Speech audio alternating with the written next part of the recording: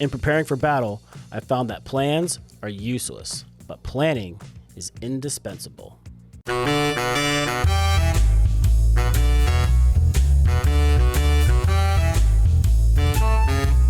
Hey everybody, Bob from Board Game Rundown, and today I'm going to talk to you about the big differences between the Axis and Allies Anniversary Edition and the other previous versions that I have played.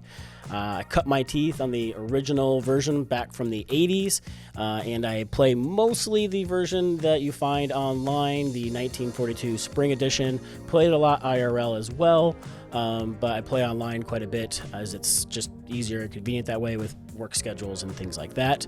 And these are the top 5 things I've noticed that are different between the two versions. First and foremost, number 5, the box. This thing is huge. It's very wide, it's skinny, it's big, it doesn't fit on any shelves, but it holds all of this stuff. This big, beautiful board, and then all of the boxes for all the pieces and everything like that, holds all of that in there.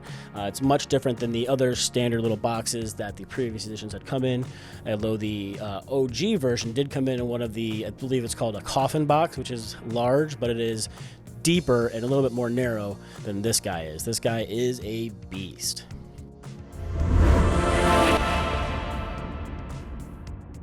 Number 4 is the components. While a lot of the versions do come with these plastic chips, not all of them do.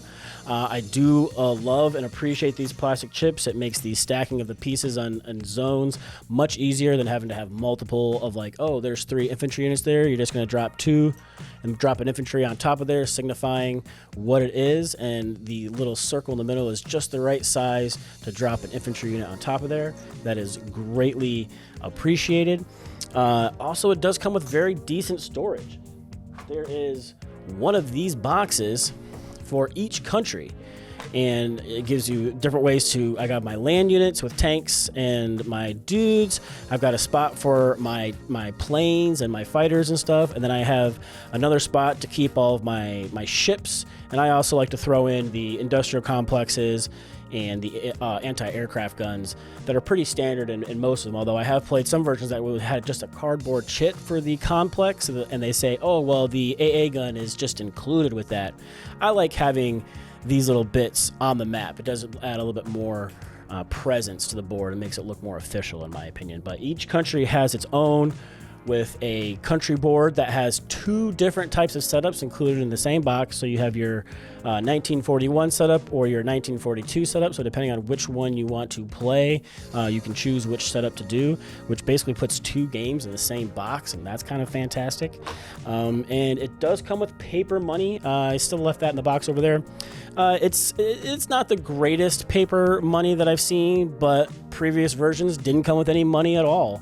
And they would just say use a piece of paper, and that was kind of unfortunate. But I do appreciate the fact that they did include some money. I'm a fancy bit kind of guy, so I had some extra iron clays laying around, so I just used those, and I would stack them up to each of the country boxes, so I know which country had how much money each time. So that's the way I did it. But the fact that it does come with money is appreciated. It is better than nothing.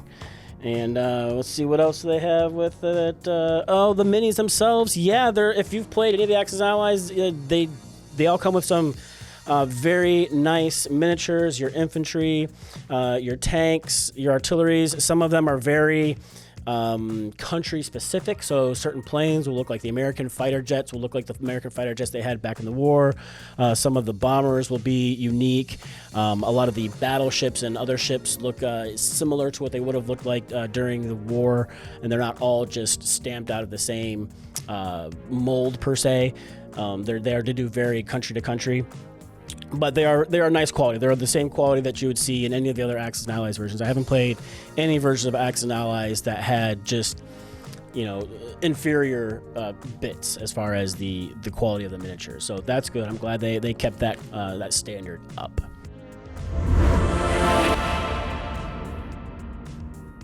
Number 3 is going to be the map itself. So if I clear some of these people out of the way here, just toss them in here.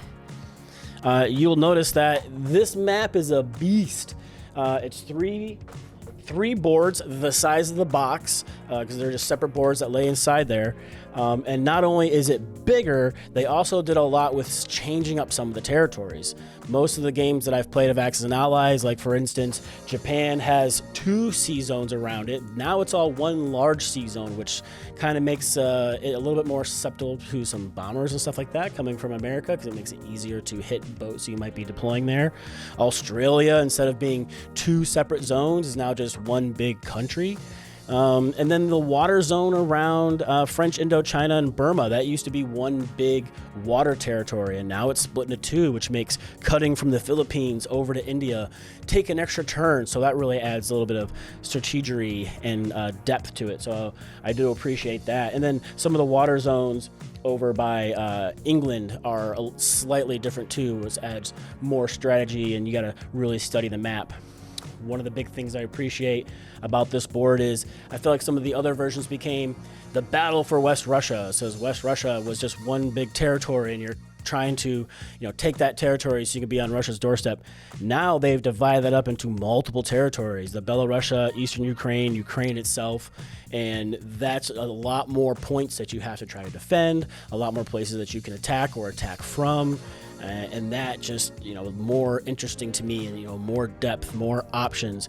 The upper Soviet Union up there, that's divided up differently now. There's more territories that you have to try to defend, or that you can hold, you can plug up with guys to keep, Japan or somebody from rolling in there too quickly.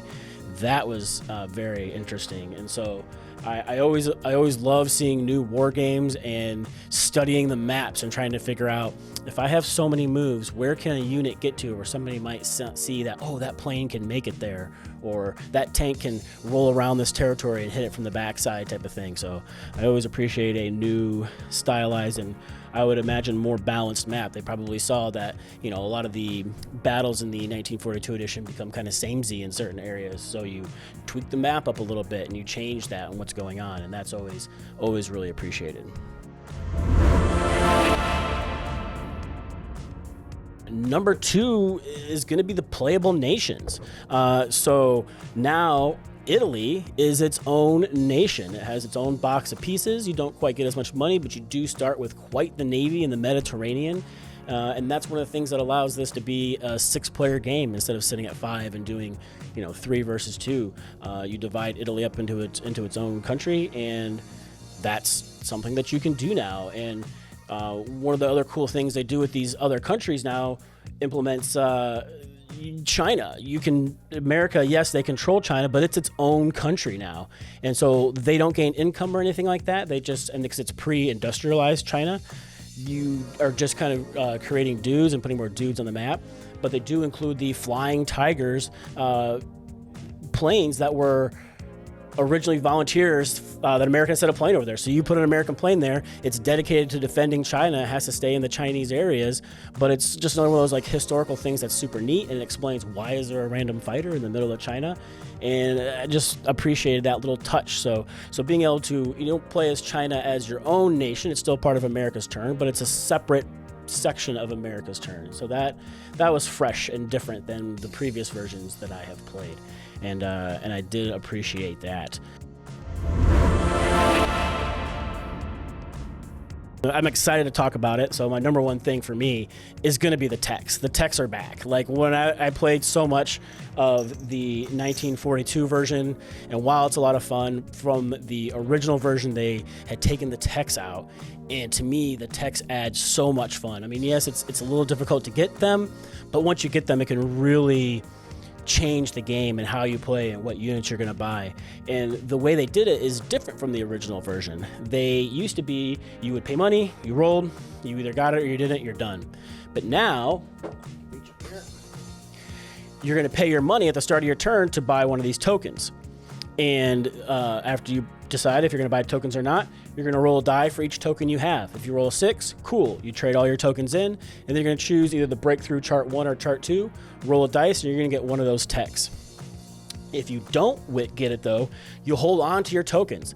Next time when it comes back around in your turn, you can choose to buy more tokens if you want, and then you're going to roll for however many tokens you have. So whether you bought more or not, you're going to roll for your tokens again. And so that way you still have an ongoing chance. So you're not just blowing your money and wasting it and not having anything to show for it. You still have these tokens to show for it, which gives you another chance, another opportunity to try to roll that 6 in future turns, which is a really nice way to mitigate some of the feels bad from, man, I spent all that money on 2 rolls, didn't get anything, and now I literally have nothing to show for it. Now you've got something to show for it, and then you can keep trying to, buy one each turn, and just keep increasing your odds of getting a technology. And the technologies are fantastic.